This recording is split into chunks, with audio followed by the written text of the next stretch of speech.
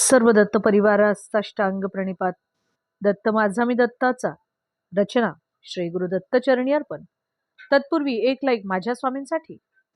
स्वामी म्हणतात, बाळा, तू जे साधन करतोस ते साधन करताना ते थोडेसे बळजबरीनेच केले पाहिजे.